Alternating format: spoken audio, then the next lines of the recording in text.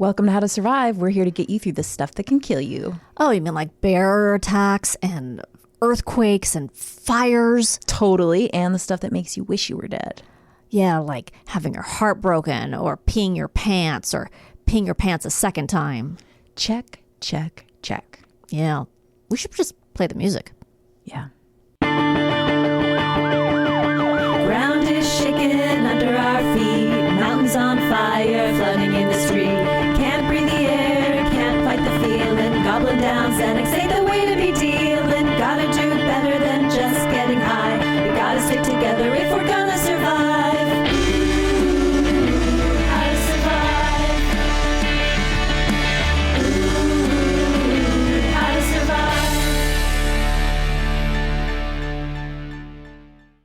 Hi, welcome to How to Survive with Danielle and Kristine. I'm Danielle Koenig. I'm Kristine Kimmel. And Kristine, right before we got on the show, Yes. I can't talk already this morning. You were talking about you guys watch movies at your house and your daughter, what does she do? So, because of COVID, we couldn't go to the movies anymore. Yeah. So we watched a lot of movies at home. And my daughter likes to host the movies, but she does this as a character named Bob. And so she would put on a little mustache that she would make herself with paper, and she'd color it in and glue it to her face and wear a hat. God. What kind of hat? A little fedora. Okay. And then she'd wear her brother's clothes because Bob is a man. Got it. And he's the theater owner. Oh. Of the theater. Okay. And so she and her brother would make movie tickets. Oh my God. And they'd make homemade, because we have a popcorn popper. They'd make the popcorn, make pretzels, and they'd put little bags of popcorn and pretzels at the theater, and they'd assign seats. And then we would have to go to the hallway, buy tickets for the movie, go down to the end of the hallway. Yeah. It's a little bit of like a obstacle course to get to the movie. Okay. Then back down the hallway.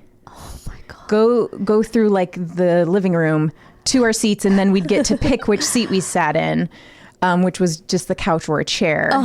And they would set up their seats, which was like a bunch of blankets on the floor, and turn in our tickets for the film. And usually, I think Benjamin would also have a character in it. He was like Fred. Okay, Bob and Fred, who was kind of her sidekick. He runs the show. Bob runs the show. Well, it sounds like maybe Bob's keeping Fred on as an apprentice. Yes. Maybe one day Fred will take over, but not for a long time. It seems like Fred doesn't have a power trip. Like Fred doesn't need to take over. Fred's quite happy to be the assistant. Right. And usually then when the lights go down, Bob and Fred disappear. Alex and Benjamin appear. Oh. And do Bob and Fred make an appearance after the movie? Sometimes there's a break in the middle. To get more popcorn and stuff like that. And then we get a little viewing of Fred and Does Bob have a certain voice? It's similar to Alex's, I would say. That is one of the cutest things I've ever heard. So that is so cute. It's really fun. And I love seeing a character.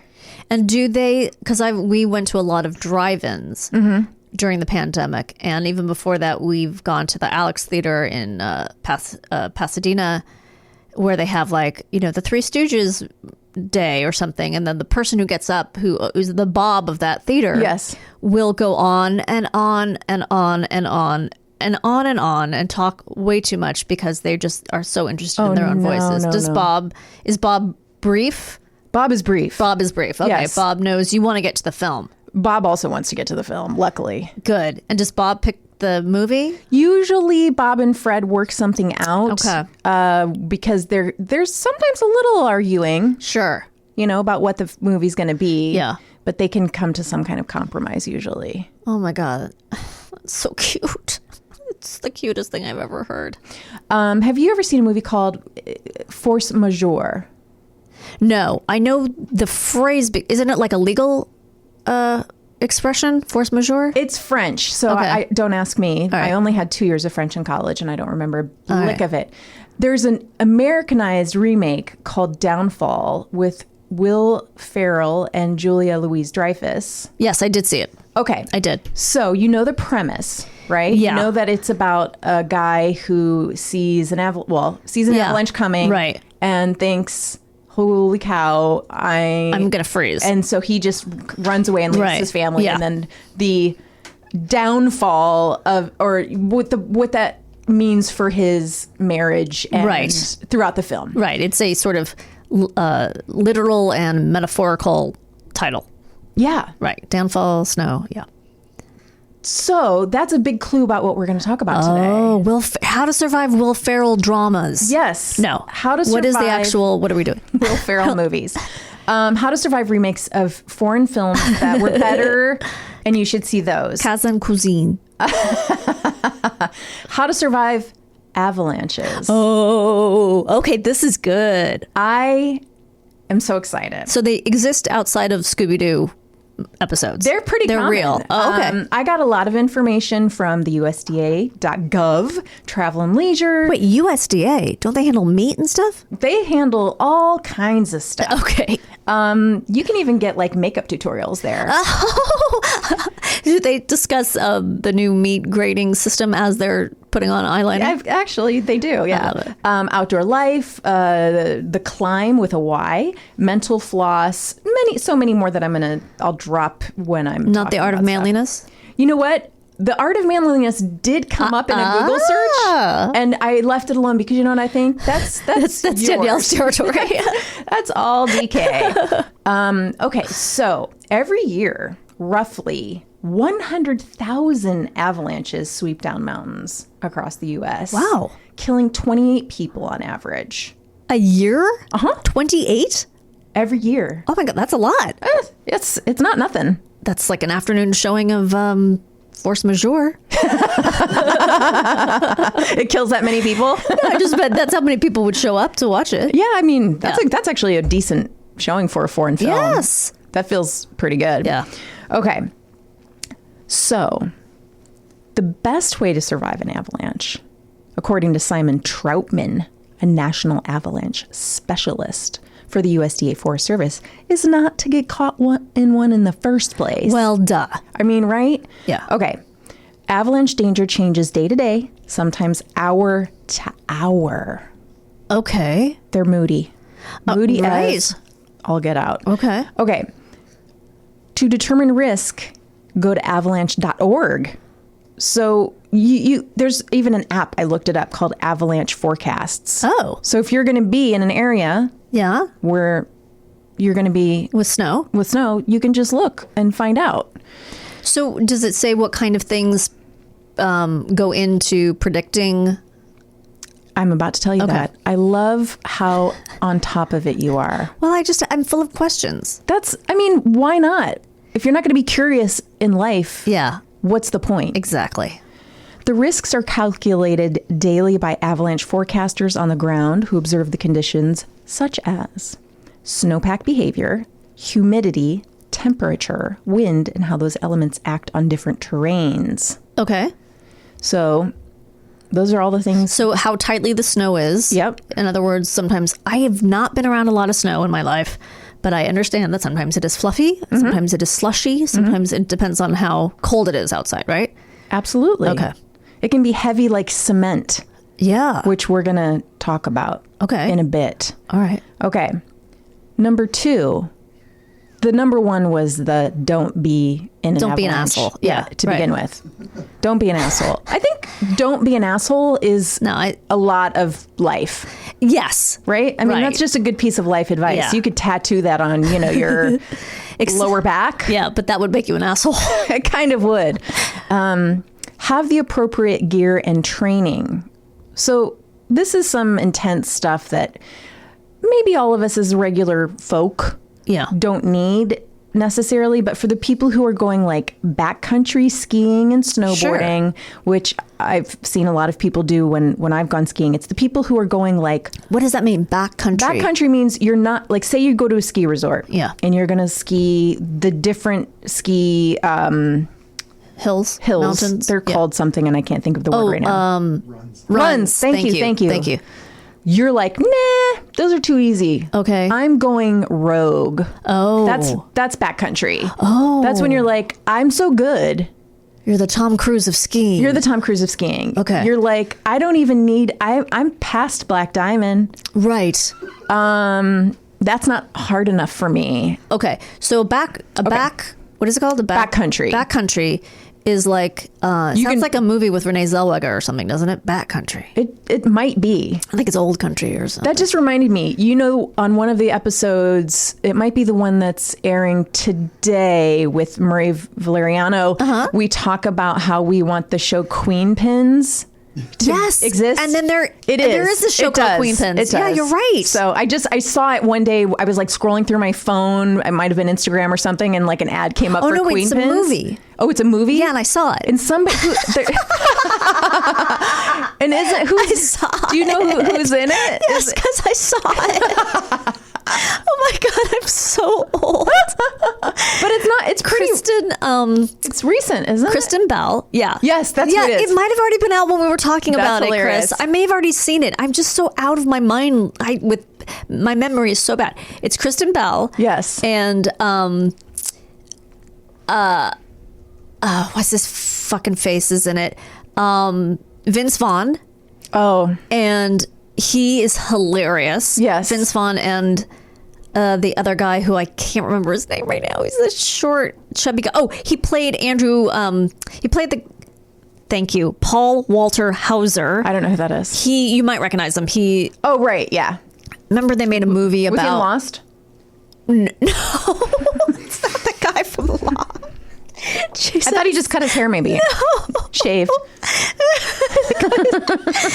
It's just funny. No.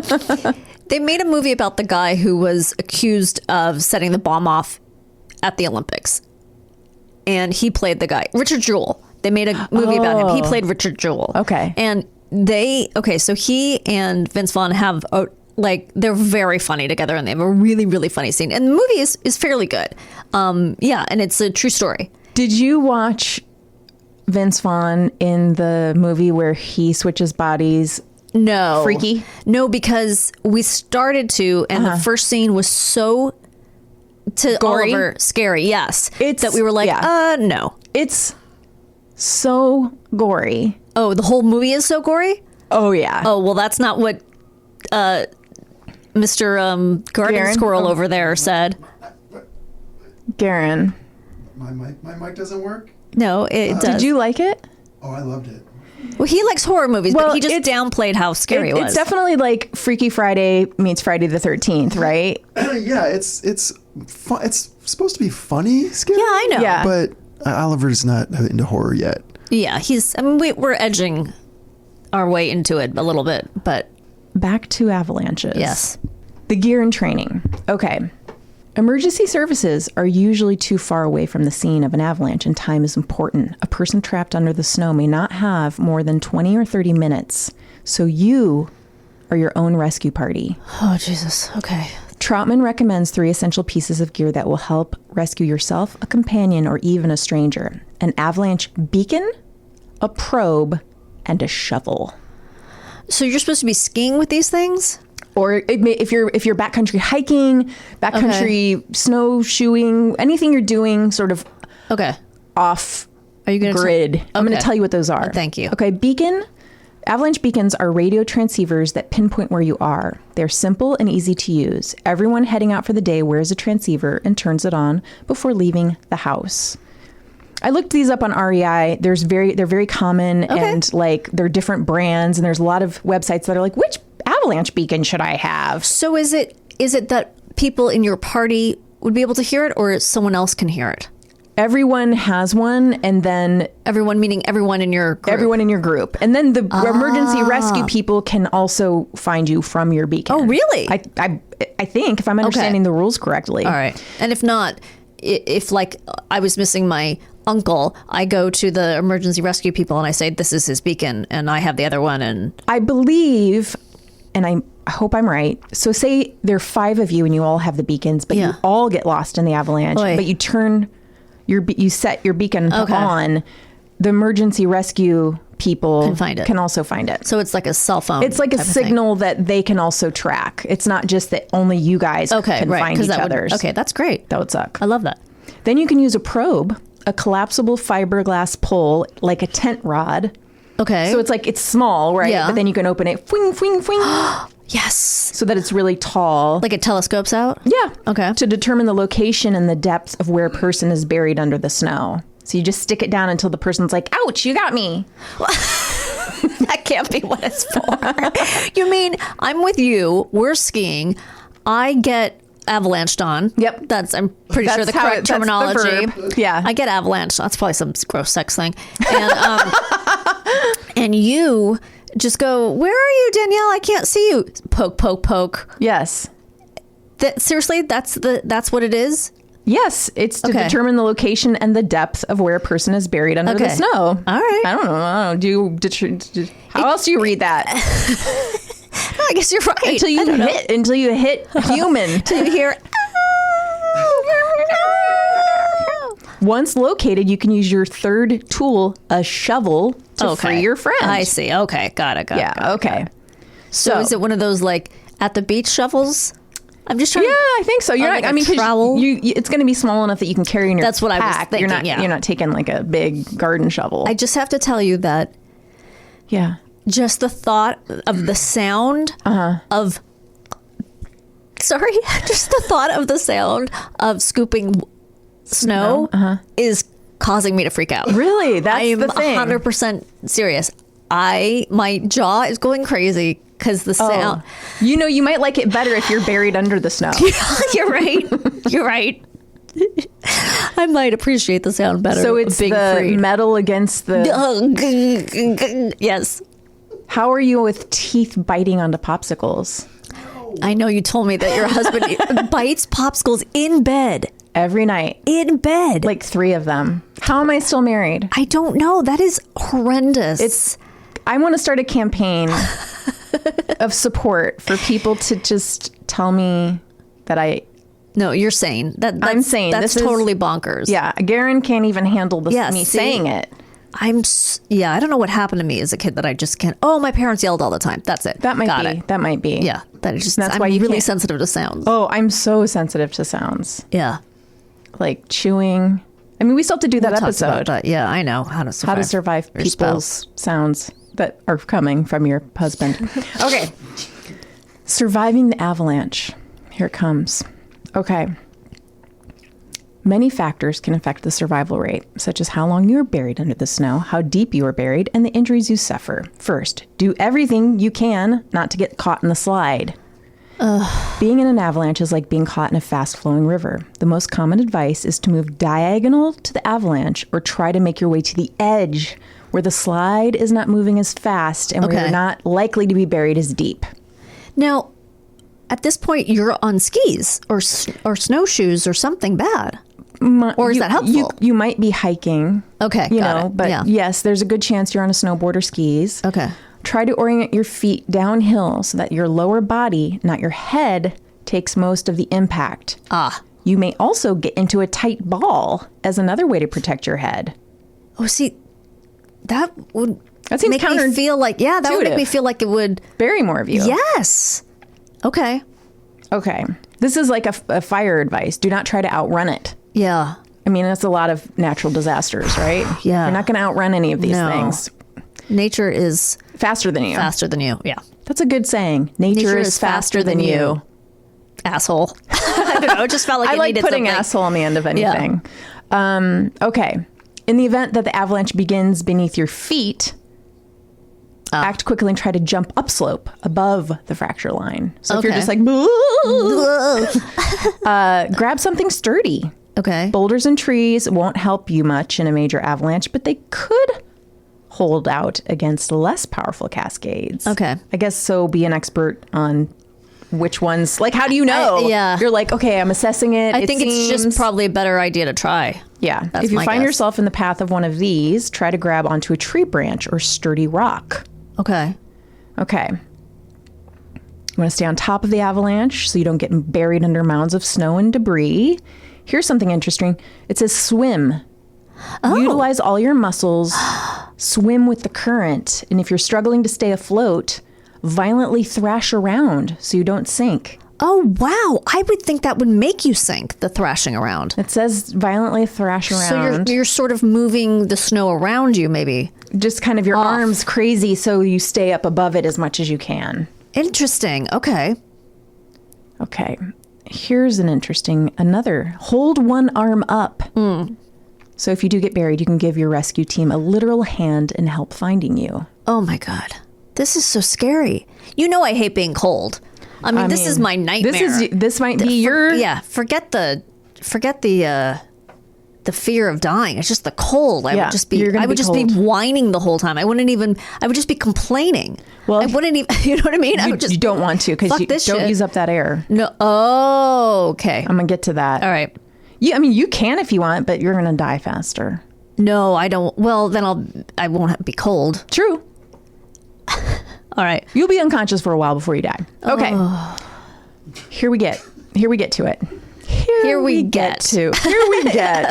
Most avalanche-related fatalities are caused by asphyxiation. Yeah. If you're caught in an avalanche, take your hands and cup them over your mouth. Even though you're supposed to have one hand up, but maybe... Well, you could do it with one hand. Yeah. I'm cupping mine. While you're still moving. Yeah. According to the climb, doing this will create a small pocket of air for you to survive on for up to 30 minutes. So it's like you want to scoop out space in front of your mouth, right? Dig out some space around your face to get extra breathing room when the avalanche is over. Expanding your chest by filling your lungs with air will also achieve the same effect. Expanding your chest by... Yep. Do it now. See what it feels like. But then don't you have to let it out? You're supposed to just keep it there forever. Just hold your breath. Hold your breath forever. Any idea of what I might say next that you're supposed to do? Stay calm. Remain calm. If you panic, your breath will quicken and you'll fill what little space you have with too much carbon dioxide. Okay. Shortening that 30-minute survival window.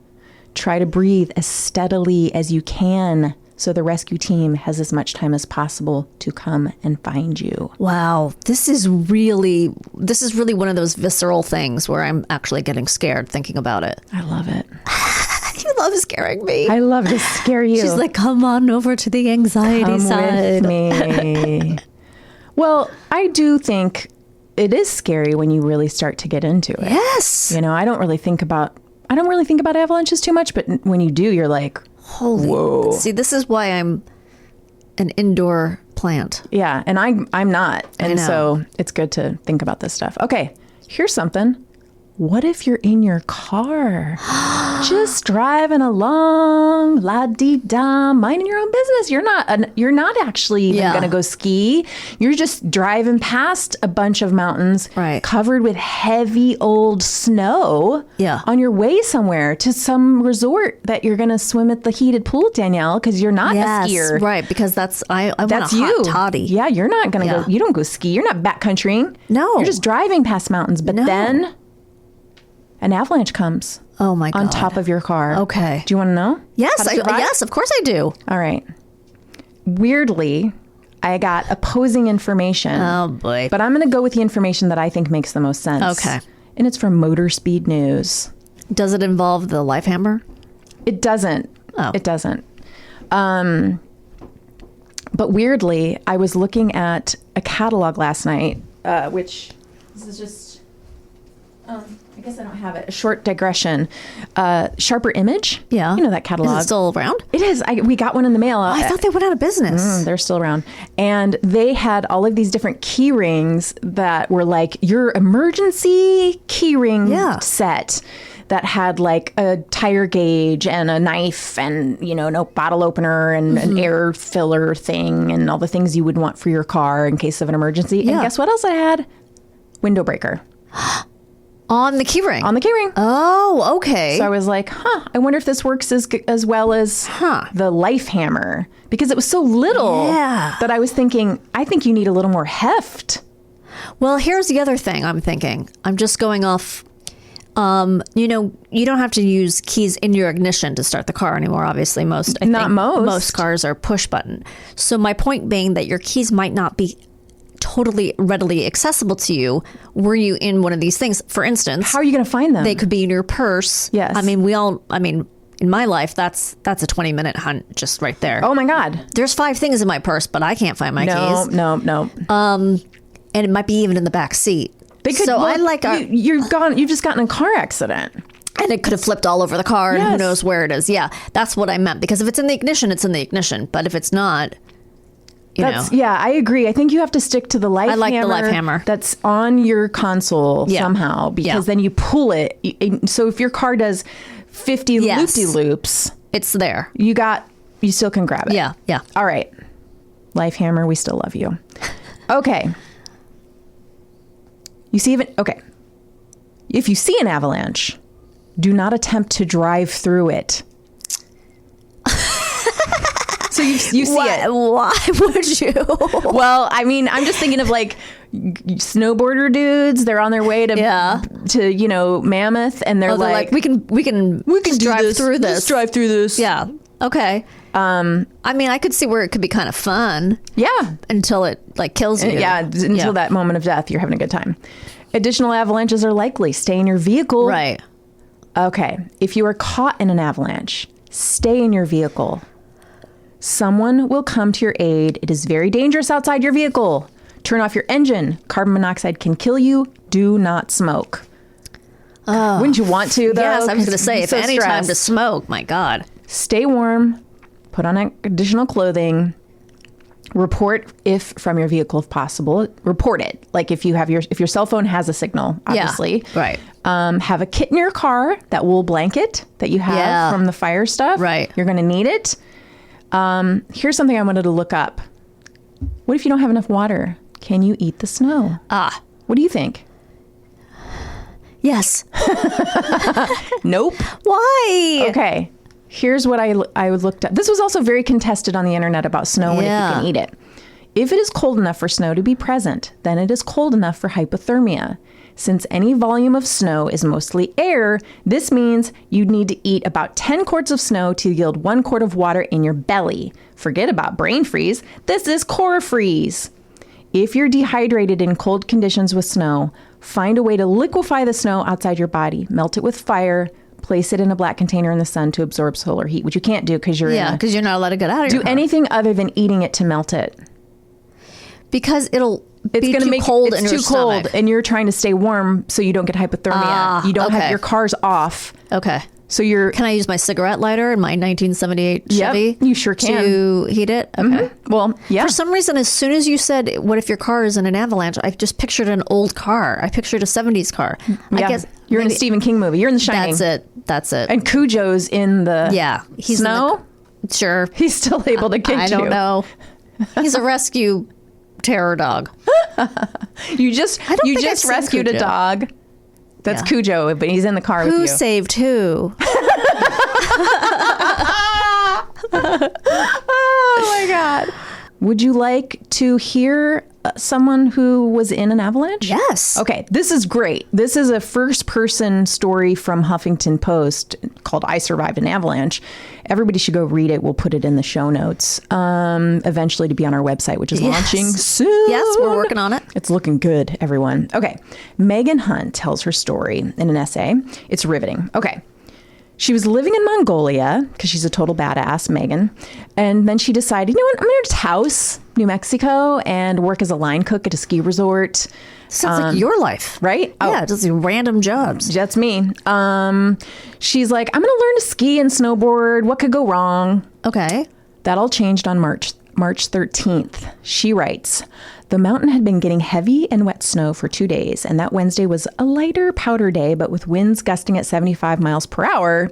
By 1 o'clock that afternoon, all of the ski resorts' ski lifts had been closed due to high winds, and the mountain was emptying of people.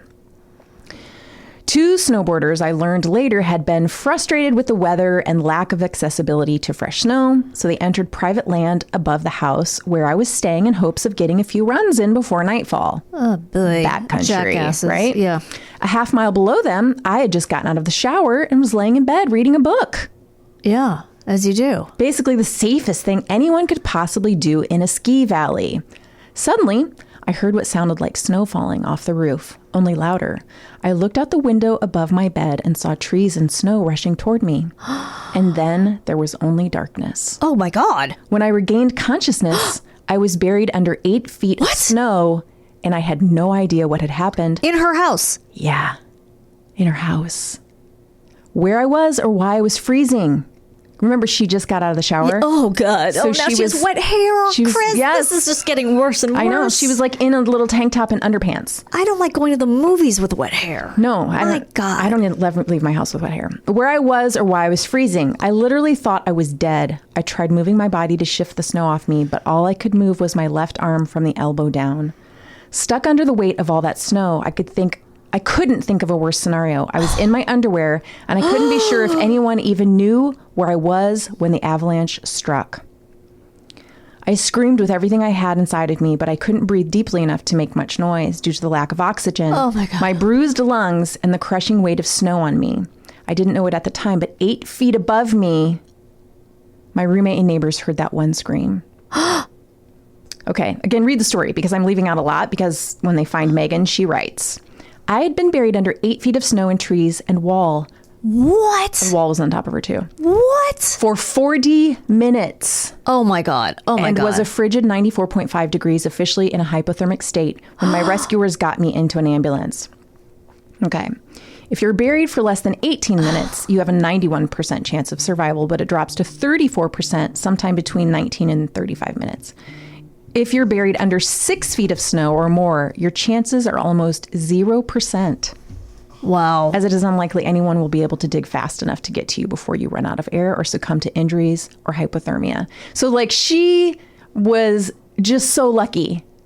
Jesus For one, she was lucky God. that wall fell on her because it gave her, I guess, a little pocket of enough air. Gotcha. But also just that long underneath and that much snow was really just a shot in the dark of luck for her. And she had some injuries, but I think what she writes about in the piece that I don't get into too much is the psychological my God, injuries that she suffered, the PTSD from the experience and how she's dealing with that. I'm totally still. going to look that up. It's really I good. survived an avalanche. That's what it is. Yeah, it's really good. It's really good. And okay, we're going to talk about an avalanche that affected Prince Charles. Oh. In March, and others. Okay. It's not just Prince Charles. It actually was pretty tragic. In March of 1988, Prince Charles and Princess Diana were on one of their regular skiing holidays with friends at Klosters, a notoriously exclusive resort in the Swiss Alps. On March 10th, Charles was skiing on a famously difficult slope on Goschnagrat. My husband would be he's rolling his eyes right now at my pronunciation. Mountain. Per the Guardian's reporting at the time, the mountain slopes are among the steepest in Switzerland and are rarely open to the general public. They are regarded as suitable only for experienced skiers like Prince Charles. Wow. Charles was accompanied on the slopes that day by a mountain guide, Bruno Sprecher. I think I did really good on that. You did. And by a group of friends that included Major Hugh Lindsay, a former equerry to the Queen. I had to look up what that was. What is that? The person in charge of the royals' horses, Charles, and Patty Palmer Tompkinson, and a Swiss police officer. So Princess Diana and the other, what was the red-haired woman, the American? Sarah Ferguson? Sarah Ferguson. Yeah. They stayed behind. They were She's like, not American. She's not? Why No. do I think Sarah Ferguson's American? Because of Fergie. Okay, thank you. Obviously, it's because of Fergie. So they stayed behind. She's been working on her fitness, by the way. Has She's been she? up in the gym working on her fitness.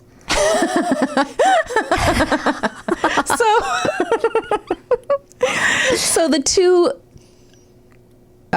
women were like, we're not going skiing today. So they were there. They were just not They were not skiing. on the slopes Okay. that day. Okay.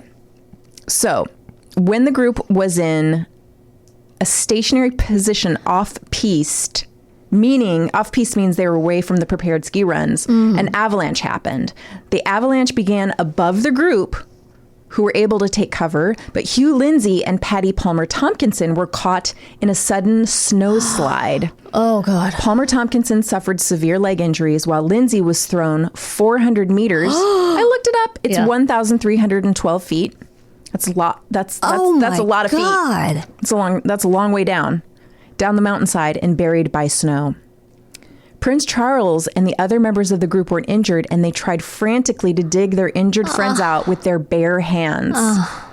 Sprache administered mouth-to-mouth resuscitation to Palmer Tompkinson, can't talk, while they waited for help to arrive, and Charles would later credit him with saving her life. Lindsay and Palmer Tompkinson were helicoptered to a hospital in nearby town of Davos, but Lindsay was pronounced dead on arrival. Oh my God. Lindsay was just 34 years old and was expecting a baby at the time with his wife, Sarah, who worked in the Buckingham Palace press office. Charles did eventually return to Closters, visiting with his son William and Harry several times during the 90s. Diana, though, never went back to the resort after the tragedy. Oh my God. Peter Morton, I think is his name, one of Diana's biographers. Oh, He's yeah, the one who that did guy. all the interviews. Describes how Diana managed Charles in the days following the shock, and most notably how she talked him out of returning to the slopes. The prince was not immediately convinced that they should abandon their holiday, but Diana prevailed. You mean that time? That time. He was like, well, let's get back on. Yep. She Wow. appreciated that he was suffering from shock, which I think is a really nice way of looking at it, and could not at that awful time comprehend the enormity of the tragedy. For once, Diana felt absolutely in command of a very trying situation. In fact, she was quite bossy, these are not my words, by the way, telling the prince that it was their responsibility to return to Britain with Hugh's body. Okay, this is... Yeah, no kidding. This is kind of my favorite part because I think it can be interpreted in a lot of different ways. The group did indeed cut their holiday short and returned to the UK with the body on March 12th. The whole thing was ghastly, Diana recalled in her interviews with Morton. And what a nice person he was. Out of all the people who went, it should never have been him. Oh my God, would her life have been better if it were Charles? Right? That's the story That's of amazing. the Royals ski tragedy. Wow. I love it. Okay. I mean, I don't love it, but it's fascinating. I think it's interesting. Yeah. You know, we had one... Things can turn out many different ways in an avalanche. Well, Chris, that was very, very interesting. And we're going to take a little break and come back with our very special guest, Oscar Nuñez. I can't wait. We are so lucky. We're so lucky. We'll be right back. Hey, Danielle. Hey, Kristine. Welcome back to How to Survive, everyone. This is Danielle Koenig. And this is Kristine Kimmel. We said each other's names. Now people are, my dad's going to be so confused. You know what? I'm just glad your dad is listening. Well, I don't think he is anymore. I think the first episode, and then, he doesn't understand technology, so. I don't know if anyone in my family has ever listened. Oh, you know what? My cousin listens to every episode, so shout out to Michelle. We're so excited to have a very special guest here. First, we were talking about how to survive an avalanche in the snow. Yes. And now we're going to talk about how to survive a new city with no dough. See what we did there? See, Oscar Nuñez is here. That was wonderful. Thank you. You know him from The Office. You know him from everything. You know him from Reno 911. Sure, why not? Oh, what a great show. Well, I say that because my son and I, over the quarantine, did a deep dive into that, and we watched it all. So that was very exciting to see you on there. So, Oscar. Yeah? How are you? I'm fine. How are you? Oh, we're good. What? Tell us. So what is it? You moved to a city and had zero cash? Is that the story? I don't know. Yes, I was thinking about this. I was thinking about this last night, and then before, just behind the scenes, before we started this, the gals told me, we're going to do this, and then if you can help someone. But my advice is more like philosophical than practical. It's very nebulous and. Oh, that's okay. Is that good? Yes. We luxuriate in the nebulous. Yeah. I would love to help the kids learn how to build a shed or something for shelter if you're here. But it's not. It's more like just advice for the mind. No, that's good. We like advice for the mind. Okay. That's great. That's what this is about. And this is a true thing. Yes. That happened. Okay, so. Should I go for it? Yes. Yeah. Go in. Dive in. Are you waiting for a starter's pistol? Well, I'm not used to. Can I get action? Oh, I'm sorry. He's a movie actor I'm a film now. guy. Go. Yes. Okay, and action. Well, I've come to LA several times. I've had some. I've come and left. One of the times that I came, I was really broke. I don't recommend it. And so I was broke, and I got through it, and things happened. But at one point, I was living in a little shoebox of an apartment with my friend Louis Leonardo, and he not his real name, but that's what he goes by. What does he go by? Will Leonardo? Louis Leonardo. Louis Leonardo? He's back in New York now. Which is the real part, or is it all fake? Louis is real. Louis, okay. Yeah. And so he had a little apartment like a block away from Paramount Studios. Oh, yeah. Like by Vine. Melrose? Okay, uh-huh. It may as well have been like 100 miles away. And so we were sharing that. Luckily, he was in New York City a lot. Okay. And so I was there by myself, and I had done a Groundlings rehearsal or something, and I was there, and I was broke, and I was in this little apartment, and I got really homesick, and felt like untethered, and I'm like, what am I doing? Now, were you from New York? Is that where you were coming from? Yes. Okay. Well, I came from Florida. Okay. Because I had gone to live with my sister and my brother-in-law for a year or something before coming here. But I grew up in New Jersey, so I was missing New Jersey. I'm the only one here. I didn't have any friends. Yeah. I was making friends at the Groundlings. But I didn't know anyone when I moved here. I'm flat broke, and I'm like, oh no, I feel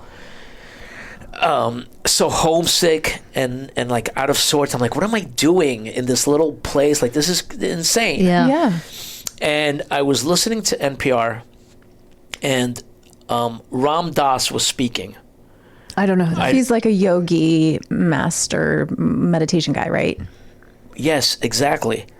Chris? Yeah.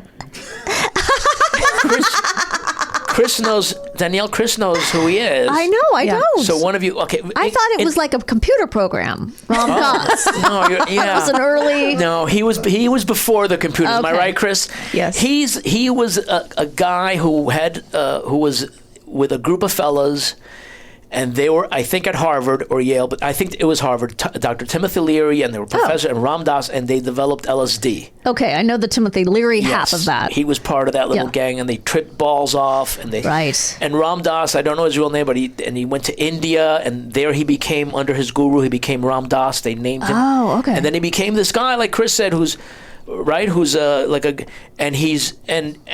I agree with almost everything he says. Okay. Some people could say he's burned out. He's not. He's like enlightened. He's this really cool teacher.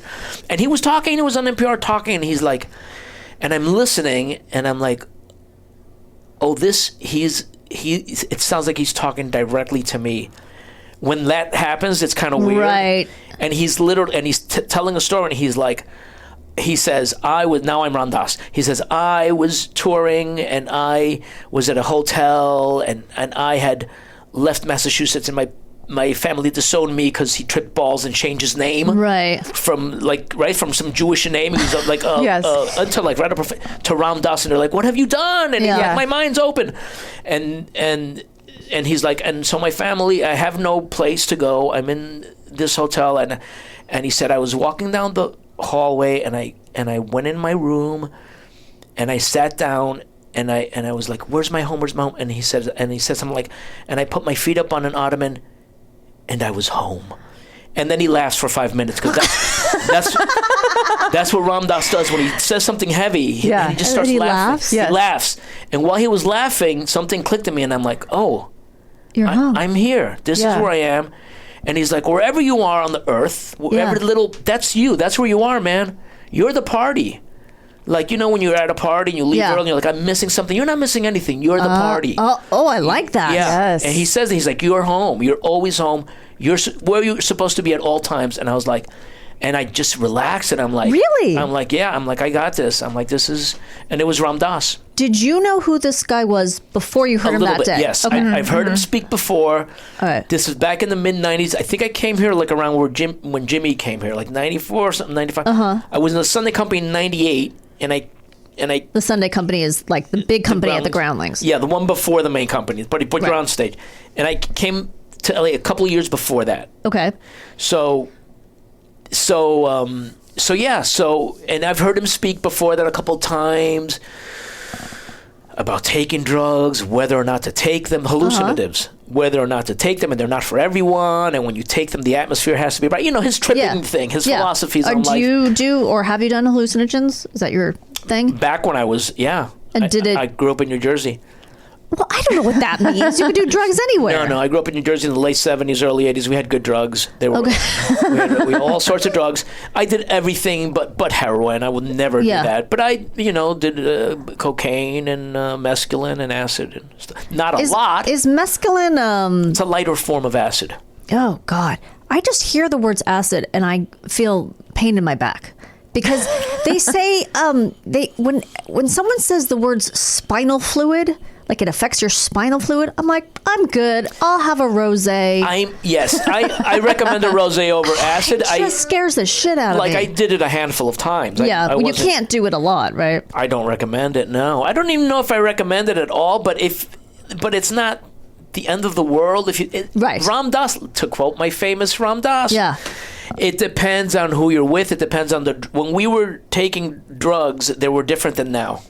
Well, because they were pure? They were pure and people weren't trying to poison you or, So did you have any enlightening experiences on, that's what I was getting at. Was it a positive effect on you? Well, now we're going in a different direction, but I'll be happy to answer that. You know what it did to me? Yeah. When I was growing up, I was I was lucky enough in my school. I was the class clown. Me and 15 other people. There were so many funny people at St. Michael's. So many, and in my neighborhood, and we were sharp-tongued and sharp-witted, and we would cut each other down Rickle style. And one of the times I might have taken acid like 4 or 5 times. Okay. Maybe 6. And one of those times, it kind of took an edge off me, and I became more Ellen DeGeneres and less Don Rickles. It made me less hurtful in my zingers, and my comedy turned more like silly than zinging people. I don't know why it happened, but I'm like, I've softened. And you think it was from the drug? I think so. Do you think you had some insight while you were on a trip, or you just don't know? No, I think so. I think I think it made me more like a more caring towards people. Like a weird. Did you have a telephone call with God? No.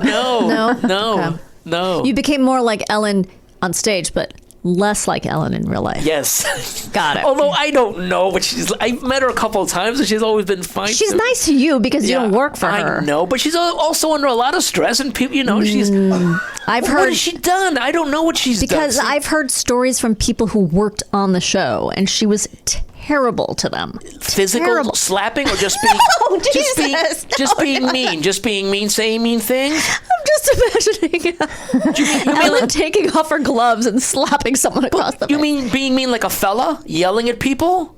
Like a fella. Like a guy, like regular? Like really, no, I mean, I don't know it from personal experience. I'm just from what I'm just saying I've heard these years and years before that story broke. Yes. So it wasn't any surprise to me. We have bad days. All right. So we're in Los Angeles and we're broke. Yes. No, that's it. Wherever you are, it's okay, even if you're broke. And I don't know if something practical. Have you guys seen The Revenant?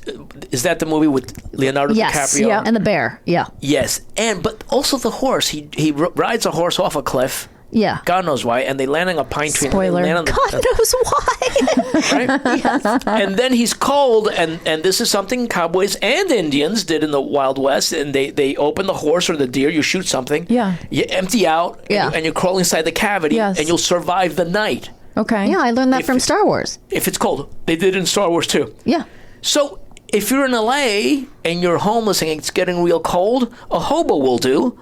So you're saying you should skin a hobo?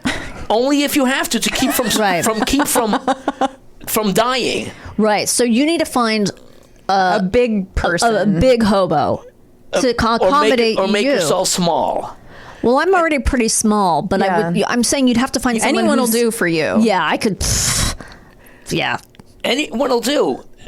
But it may never come to this. Just know it's an option. It's an option. For the kids who are actors who are starving, who come, how many dancers come? I'm going to be a dancer. Right. Are you really? Yeah. You may find yourself at Venice Beach and it's getting cold. Right. Take a look around. No one's going to miss them. No. And you because Garen, no one misses them. Garen's guffawing everyone because they've been let go by their own families, and they're the villains, not us, not the poor kid starving for his life, slitting. No, up we a see hobo the value. We see the value in that. Value. Use every part, like the bison. Yes. Use every part of the hobo, Chris. Make soup from the bones. Use every part. I think a bone broth is really good for you, in fact. Yes. And also, bow your head and give a little prayer of thanks. Yeah. As if it were a deer or an elk. Nice. Honor the sacrifice honor the hobo they made for you. Is that That's what right. Ram Dass taught? No, but he never heard me this riff. He might have thoughts on this. He may have a lot of thoughts, and he may actually start incorporating it. Is he still an active member of the... No, he's gone off to another realm. He's left this planet. Did he die of natural causes? He might have died from I'm looking at Chris like she has the... Can you die from LSD? Well, I guess if you fly yourself off of a building. I feel like Ram Dass one day said, I'm done. Well, if I think so too. He was in Maui and he's done, and he had a wonderful life. And for everyone listening, please don't run out and take LSD. First of all, you can't even get it anymore. So forget it. That window's closed. But can't you microdose now? Isn't Michael Pollan and people are Michael microdosing. Chabon's wife, they're all about microdosing for So see, kids are depression? still doing it. I know microdosing is a thing. I don't know those two people you just mentioned. I watched a wonderful documentary on microdosing. I guess I won't. I watched a microdosing with Nicole Kidman. It's called 9 Perfect Oh, yes. Strangers. I was just going to say. It's a wonderful documentary on microdosing. Oh, it is. It's quite a documentary. Watch it. And Kristine and I have actually spoken about that documentary at length. Yes, on this program. We don't understand why in a documentary the lead woman would be wearing wigs and an indiscernible accent if it's a documentary. Yes. But yes, we have discussed it at length. I have a friend who microdosed for just...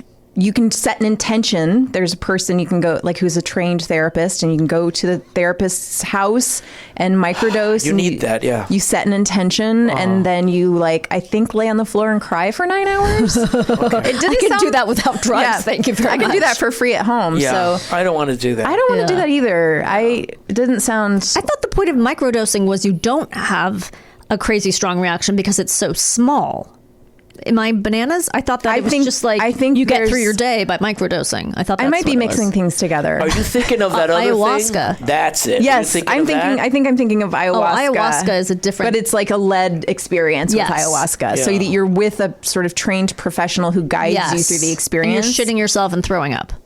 I don't know if that happened in this case, but I do know it didn't make me want to do it. I think my days of any kind of hallucinogens are over. Me too, I was like, Chris. My days are over. I'm good. I was a young person, and I have so many.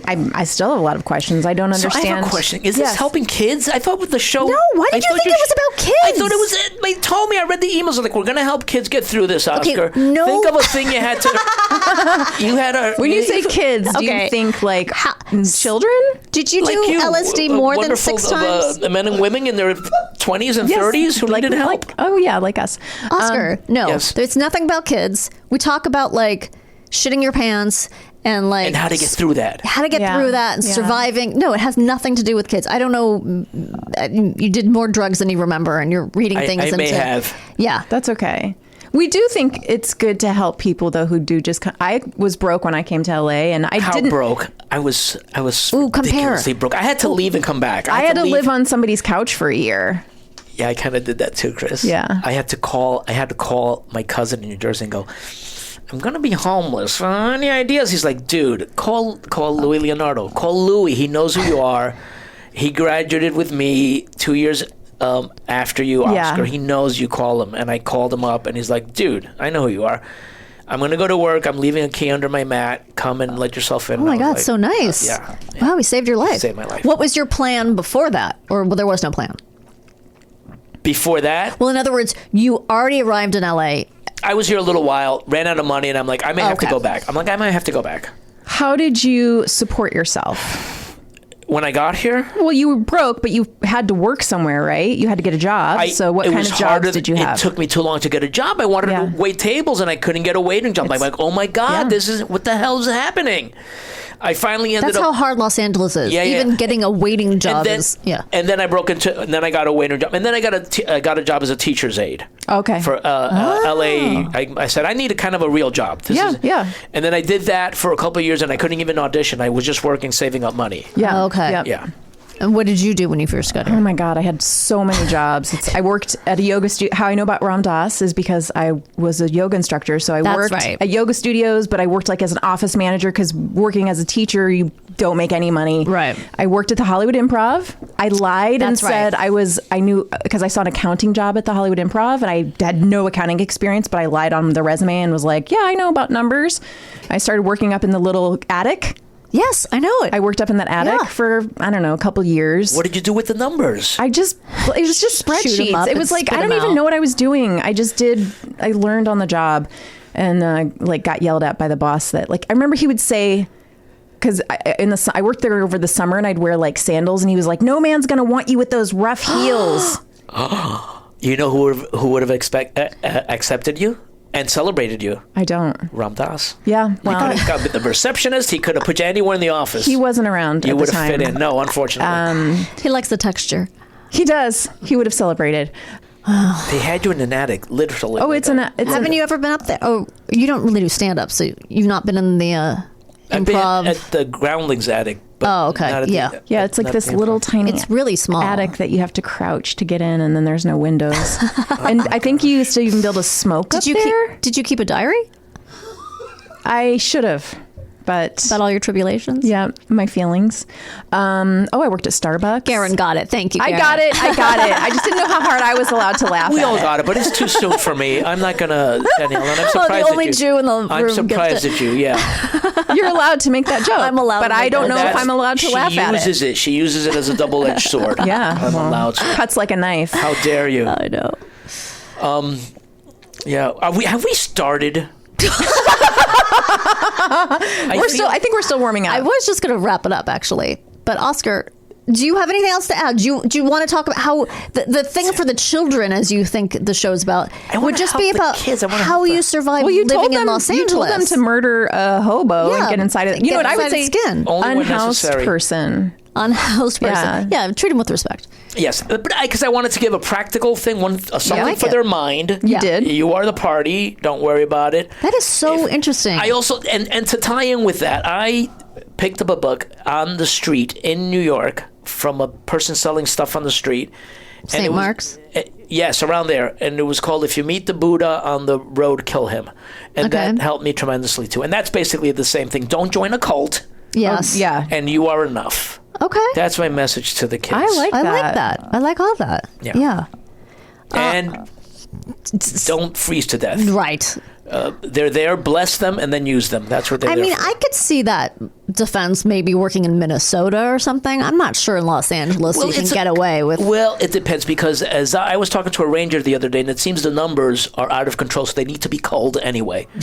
And so if got it. if the kids don't do it, they're going to send out rangers to cull the herd because I there's see. too many Yeah, hobo yeah. and hobettes. They'll be In LA. coming into your fields and eating your berries. There's a lot. I see a lot of tents out there. Yeah, well, that is true. It's sad. It is sad. It's actually very It sad. is. It is sad. It's. Do you have a plan to how you're going to solve that? How are you going to solve the homeless problem in Los Angeles? You need a politician that has the will to maybe be a one-termer and to say Yes. and to say I don't know about the 100 let's say there's 100% of the population of homeless people and some of them want to be there and that's fine and well, but some of that population, maybe 25%, maybe 15, maybe higher, are people who are mentally ill and need help and can't. Yeah. They don't know how to apply for help. They don't know how to get the resources. And you must have vans, not with people with guns in them, vans with social workers and doctors and nurses and people in hazmat suits and go out and get these people and clean them up and evaluate them and help them out of love, not out of cruelty It's not or a police, punishment. it's not a police issue. I think it's a mental health crisis. But you need to in so many take them ways. because they are mentally ill and they will not succumb. They don't know how to apply for help. I would crazy. Well, it sounds like we solved the problem. I think we did. We made a fixed little headway, and we'll see. Oscar, I just can't thank you enough for coming by and being hilarious as you always are, and just Insightful. a mensch. Thank you. My That's a good pleasure. thing. What a joy to meet everyone here. And Yeah, thank you for bringing all the Ram Dass insight. Yes. which you knew, right? Yeah, I feel like you brought a lot of philosophy and love and humor to the you. show. Thank you. And we so appreciate We it. appreciate it. Thank you so much. Thank you. You're welcome. And we'll be right back with what we've learned today. Stay tuned.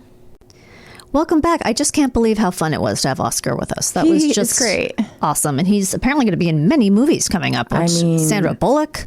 Very exciting. I want to see that. I think they're probably husband and wife, and Yeah. Daniel Radcliffe is their son, and Yeah. And we should have asked him if he calls her Sandy. oh right, because her friends call her Sandy. Yeah, probably. Let's talk about what we've learned today. I can't wait. Paul Walter Hauser is not Jorge Garcia.